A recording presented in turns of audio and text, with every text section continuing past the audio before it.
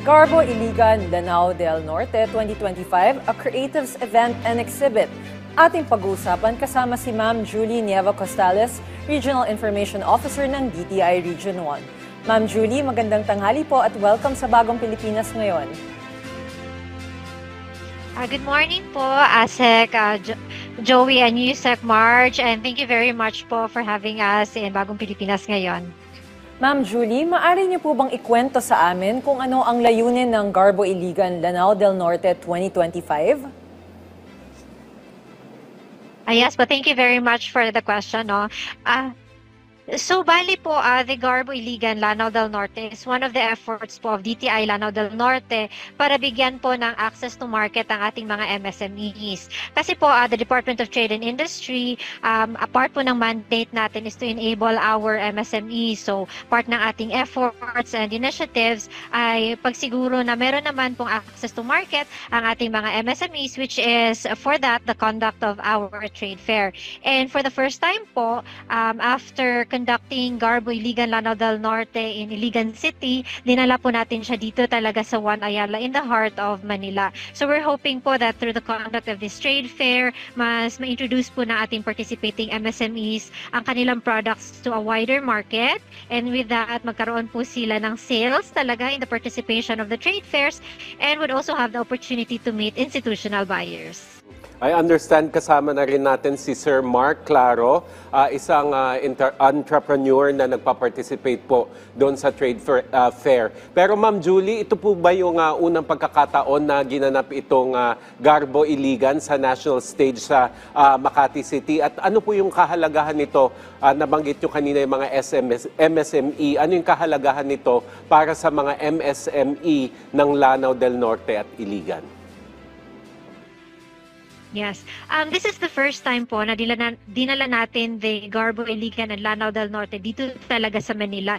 Here in One Ayala po, that's starting today until 7. So that's from November 4 to 7. So unlike in our previous conduct po of trade fairs na nasa Iligan City lang or within Lanao del Norte lang yung trade fair natin, this time, the provincial trade fair kasi dinala talaga natin including the products and the participating MSMEs into the metro.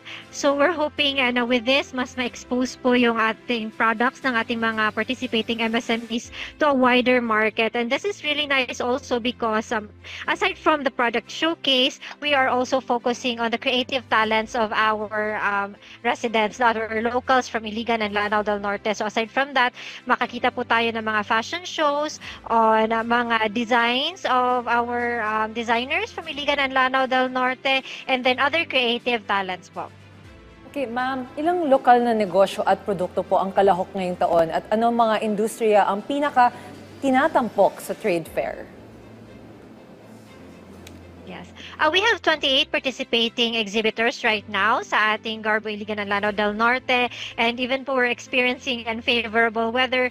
We're really thankful for the logistics na nandito tayo ngayon, and still thankful for our participating MSMEs na they have also pushed through with their involvement here in our trade fair. So we have different products po. We have food and non-food para sa ating iba't iba ding market. So in terms of food, meron po tayo mga delicacies. We have our mga baked goods. Kasama na po yan si Sir Mark from Heaven's Bakehouse, which by the way po, we would like to promote lang and introduce that the Heaven's Bakehouse was awarded as the most outstanding MSME in the micro enterprise category sa Presidential Awards for this year. Aside from that po, for non-food, meron din po tayo mga furniture, meron po tayo mga apparels. So different po talaga ang ating mga products na ino-offer ngayon here in One Ayala for our different markets.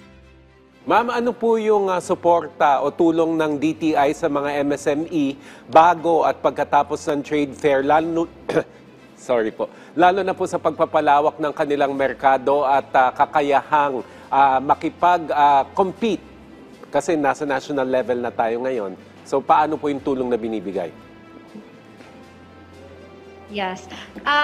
Under po the One Town One product, isa lang po yan sa mga programs ng DTI to assist our MSMEs. So with that, dalawa po kasi yung objectives ng ating One Town One product. Number one, is the product labeling and packaging. So gusto din po natin ma-enhance yung mga product looks ng ating mga MSMEs to be more competitive, especially right now since medyo madami talaga tayo sa market, para easier po to catch the customer's eye. Number 2 po na objective sa ating auto program is the participation to trade fair. So bale, ito po, we offer this to our participating MSMEs. Halos lahat po free ang kanilang mga expenses, including pagdating dito sa One Ayala. So aside from that, we have also other programs and services tailored to the needs of our MSMEs para po tulungan sila sa pag-upscale ng kanilang growth. Okay, para naman kay Sir Mark Claro, isang entrepreneur. Sir, andyan po kayo? Ayan. Hi, Sir. Sir, Yes, bilang most... good afternoon po. Sir, I'm so excited. Pasensya na po sa weather. Baka-delay yung mga isasagot ko ngayon po. Pero I'm very much excited to be here at PTV4 and for Garbo Iligan to be at One Ayala. We have no doubt about that. Welcome, sir. Sir, bilang most outstanding MSME sa 2025 Presidential Awards, ano po bang pakiramdam na ma-recognize sa ganitong antas at paano ito naka-apekto sa inyong negosyo? Ay naku po ma'am, napakasaya po namin kasi nakikita ng government na kahit maliit lang po kami dito sa Iligan City, nakikita na kung paano namin ginagawa. Nag-start kami sa small at sinuportahan kami ng DTI at nag-grow kami eventually. Dahil kung hindi tumulong si DTI dito ma'am, hindi kami nakapag-link sa kanila at other government institutions like DOST, hindi kami mag-grow. So marami pong tos puso po namin pasasalamat po sa DTI. Hindi kami makikita talaga ng Malacanang.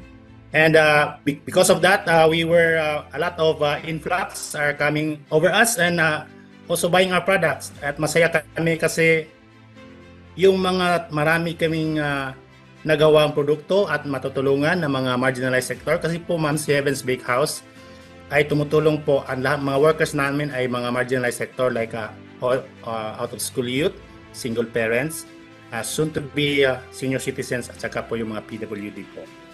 Very briefly, sir, Ibig pwedeng... sabihin, increase po ng Yes, sales. sir.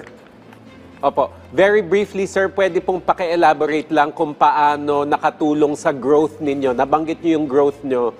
Paano nakatulong ang DTI sa pagyabong po ng inyong negosyo? Yes, sir, yes. Una po, sir, nang nag-register po kami, in-invite kami ng DTI na tingnan yung product namin at saka tinulungan kami kung paano paggandahin yung product namin through product labeling. Yung hindi ko makakalimutan nun, sir, nung in-invite kami as one of the participants kung paano natin yung tinatawag na target market. Kasi noon, sir, nang nagbenta kami ng Piaya Diligan because that is our signature product.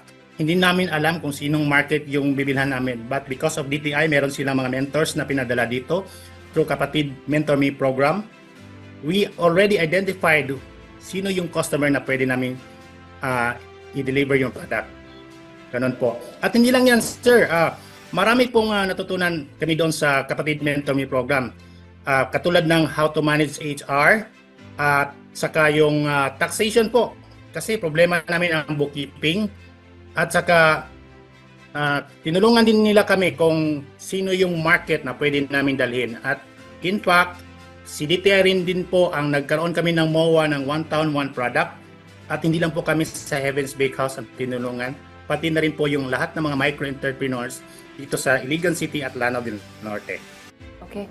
Ma'am, maraming salamat po sa inyong oras. Ma'am Julie Nieva Costales, Regional Information Officer ng DTI Region 10 at kay Sir Mark Claro ng participant ng Garbo Iligan Lanao del Norte 2025.